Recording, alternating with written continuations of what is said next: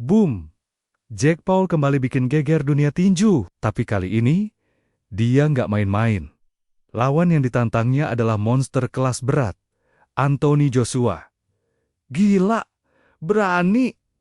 Atau cuma cari sensasi? Yuk kita kupas habis pertarungan paling kontroversial tahun ini.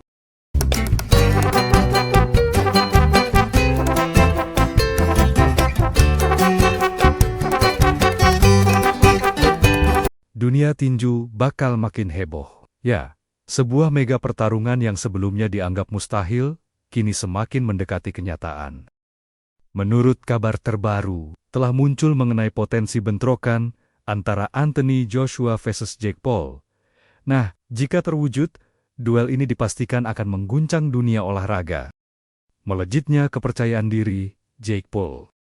Jake Paul secara terbuka menyatakan keyakinannya bahwa dia bisa mengalahkan Anthony Joshua. Lewat podcast dan wawancara, Paul menyebut bahwa Joshua tidak punya dagu mentahan pukulan, tidak memiliki keterampilan, dan gaya bertarungnya kaku seperti kayu.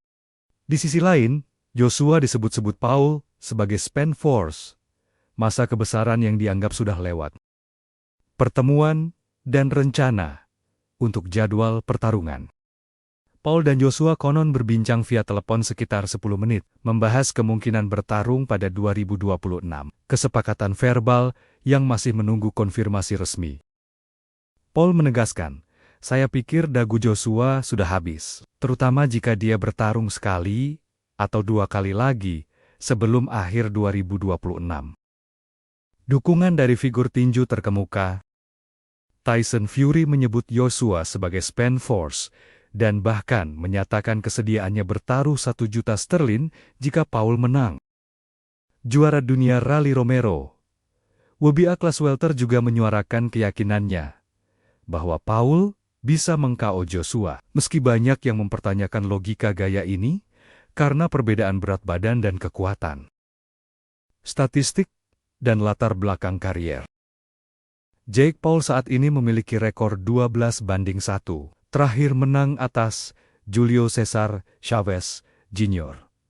Sebelumnya menang atas Mike Tyson dalam pertarungan yang mencapai 100 juta views di Netflix. Berat tubuhnya di laga Mike Tyson adalah 227 pon, sekitar 103 kg. Masih lebih ringan dari Joshua yang beratnya lebih dari 250 pon sebelum kekalahan KO dari Daniel Dubois pada September tahun 2024. Joshua belum comeback sejak kalah KO dari Dubois dan menjalani operasi siku, membuat status kebugarannya menjadi pertanyaan besar. Skema pembagian hadiah per split. Paul setuju bertarung dengan pembagian hadiah yang sangat timpang.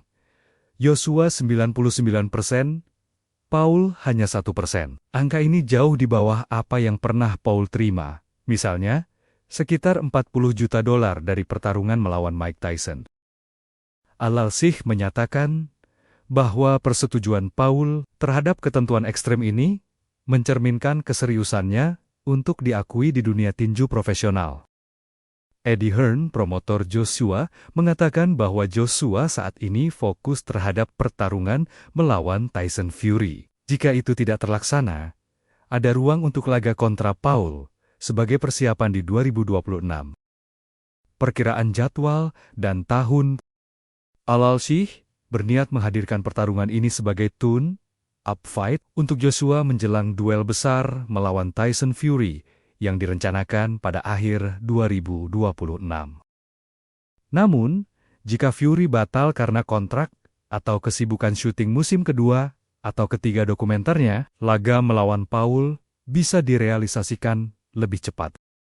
Apakah kalian setuju dengan pertarungan ini? Terima kasih telah menonton.